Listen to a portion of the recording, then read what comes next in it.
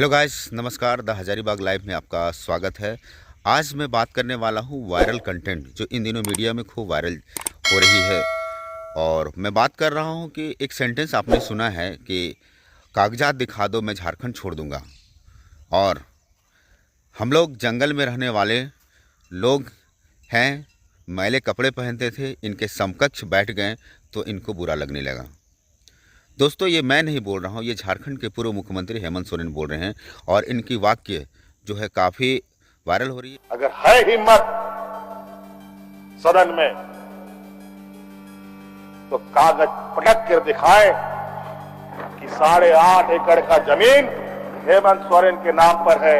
अगर होगा मैं उस दिन से राजनीति से इस्तीफा दे दूं। मुझे पता था ये मुझे भी 5 साल पूरा करने में रोड़े अटकाएंगे। मैं BMW कार में घूमता हूं, उसमें भी इनको तकलीफ। बैकडोर से हमला करते हैं, पीठ पर हमला करते हैं। मैं आंसू नहीं बहाऊंगा, आंसू वक्त के लिए रखूंगा। हम जंगल से बाहर आ गए, इनके बराबर बढ़ गए तो इनके कपड़े मैले होने लगते हैं। इनके एक एक सवालों का जवाब और एक एक इनके षड्यंत्र का जवाब वक्त आने पर बड़ी माकूल तरीके से दिया जाएगा। हम लोगों ने सर झुकाकर चलना नहीं सीखा। हमारी पूरी पार्टी और पूरा गठबंधन दल आदरणीय चंपा सोरेन जी को समर्थन करता है। मैं कहना चाहूंगा 31 जनवरी की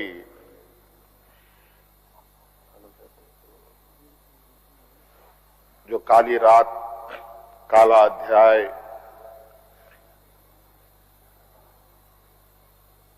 देश के लोकतंत्र में नए तरीके से जुड़ा है।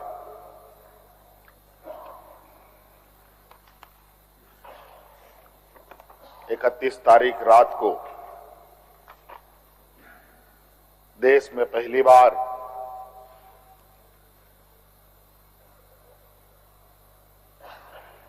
किसी मुख्यमंत्री का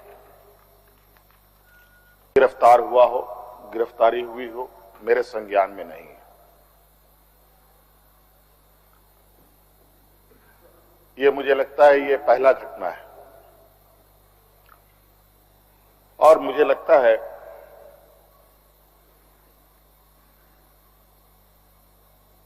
इस घटना को अंजाम देने में कहीं ना कहीं राजभवन भी शामिल रहा है।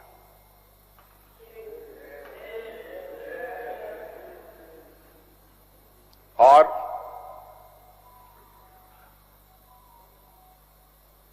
जिस तरीके से ये घटना घटित हुई है, मैं बहुत आश्चर्यचकित हूं।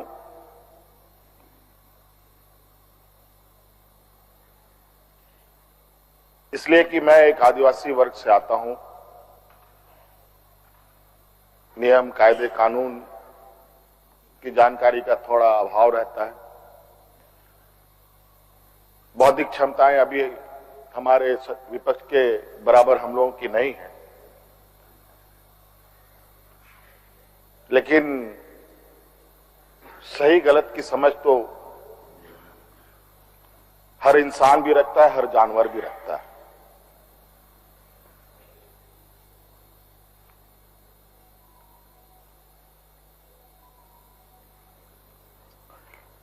अध्यक्ष महोदय, बड़ी सुनियोजित तरीके से, बड़े लंबे समय से 2022 से 31 तारीख को दिए गए अंजाम की पटकथा लिखी जा रही थी। बड़े तरीके से उस पकवान को बहुत धीमी आंच में पकाया जा रहा था, लेकिन ये इनकी जो पकवान है ये पकने को तैयार नहीं थे। लेकिन इन प्रकार इन्होंने इस आधे अधूरे पकवान को अपने लिए परोसा और बड़ी सुनियोजित तरीके से मुझे अपनी गिरफ्त में लिया है। बड़ा सुनियोजित तरीके से अनेकों कालखंड को देखेंगे अध्यक्ष महोदय, जो इन आदिवासी, दलित, पिछड़े अल्पसंख्यक के ऊपर अत्याचार हुए हैं, वो अत्याचार अध्यक्ष महोदय नए नए चेहरे, नए नए शक्ल, नए नए रूप में दिखते रहे हैं। आज उसी का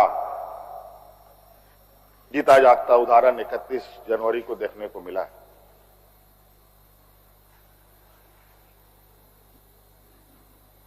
और आज कहीं ना कहीं इन वर्गों के प्रति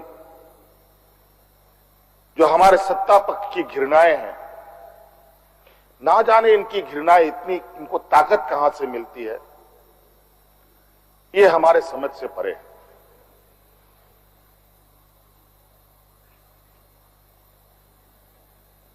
इतनी घृणा, इतना द्वेष के प्रति इनका आदिवासी दलितों के प्रति कि आपको इससे अंदाजा होगा कि इन्हीं के पाले हुए तंत्र ये कहते शर्माते नहीं कि ये जंगल में थे तो जंगल में ही इनको रहना चाहिए। हम जंगल से बाहर आ गए, इनके बराबर बढ़ गए तो इनकी कपड़े मैले होने लगते हैं। ये हमें अछूत दिखते हैं।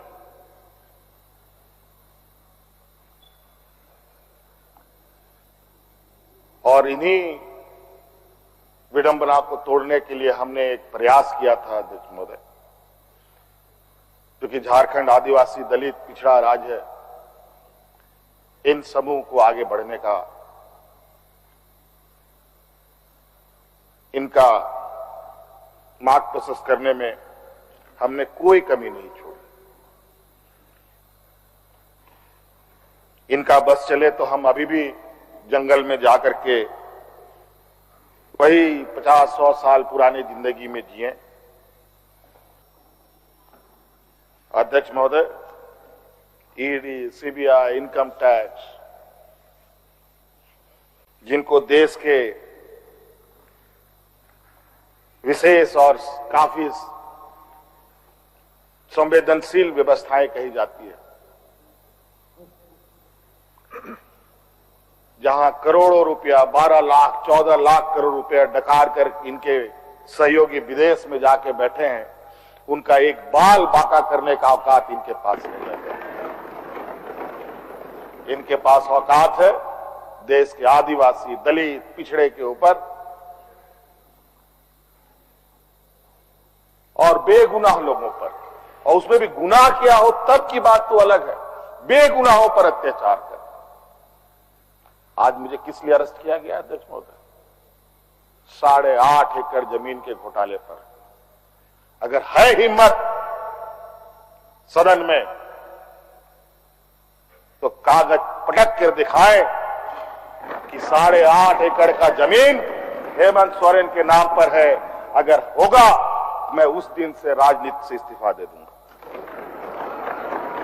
अध्यक्ष महोदय, जब राजनीतिक रूप से ये नहीं सकते हैं तो ऐसे ही बैकडोर से हमला करते हैं, पीठ पर हमला करते हैं। अध्यक्ष महोदय, मैं आंसू नहीं बहाऊं,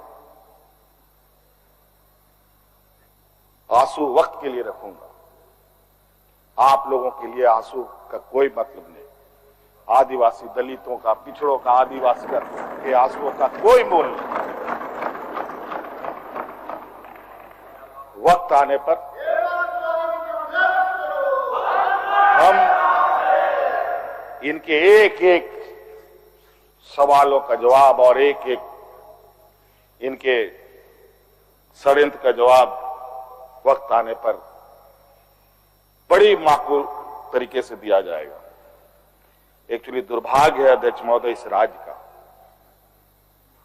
तथाकथित हमारे राज्य के ही कुछ लोग जो ऐसे सामंती विचार वाले के चरणों में जाकर के झुककर उनकी सेवा और पूजा अर्चना में लगे। नहीं तो इस राज्य की इतनी दुर्दशा नहीं होती अध्यक्ष। राज अलग हुए 23 साल हो रहे हैं, 24 साल हो गए अध्यक्ष महोदय। किसने सबसे अधिक राज किया इस राज्य में?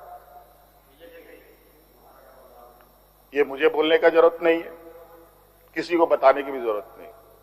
सब अपने गिरेबान में देखें, सबको पता चलेगा कौन कहां बैठा, किसने क्या काम किया। घोटाले इनको 2024 से ही नजर आ रहे हैं, 2000 से नजर नहीं आ रहे, 2019 से ही इनको नजर आ रहे हैं। आज ये नहीं चाहते अध्यक्ष महोदय, देश का आदिवासी, दलित, पिछड़ा, अल्पसंख्यक देश के सर्वोच्च स्थान पर पहुंचे।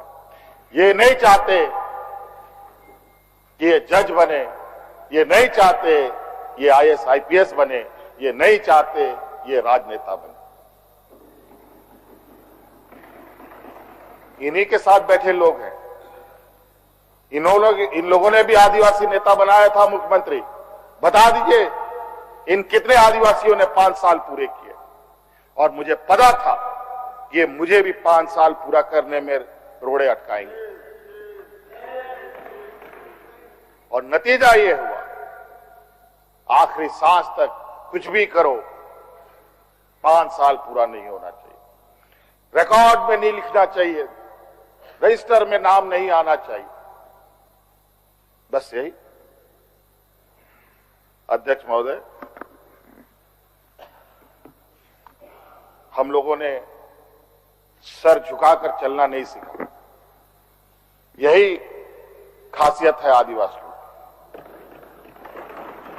लेकिन होता है कि सरसों में ही भूत है तो सारा भूत भागेगा का, माफ कीजिएगा, सरसों में ही भूत है तो भूत भागेगा का। यहां कुछ भूत ऐसे भी हैं जिसकी वजह से ये कठिनाइयों का सामना करना पड़ता है।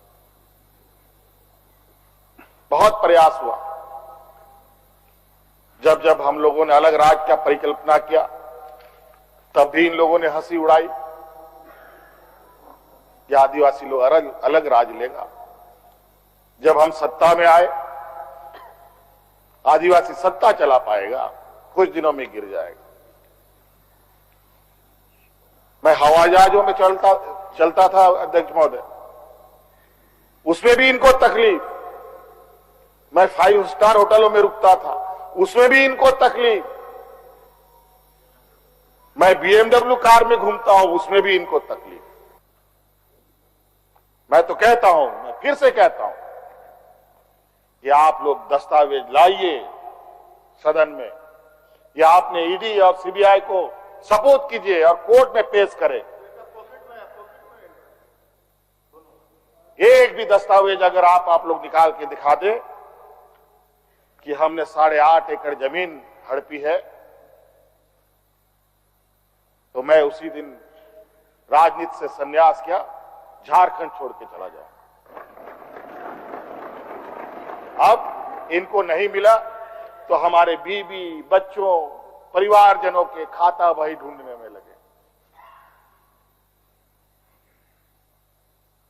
ये पैसा कहां से आया, वो पैसा कहां से आया, ये आया, वो आया। अध्यक्ष महोदय, असमानताएं देखिए इसी सदन के अंदर। जो सरकार के द्वारा उपलब्ध कराए जा रहे ऋण, जो यहाँ के आदिवासी विधायकों को कितने वर्षों के लिए मिलता है और गैर आदिवासियों को कितने सालों के लिए मिलता है।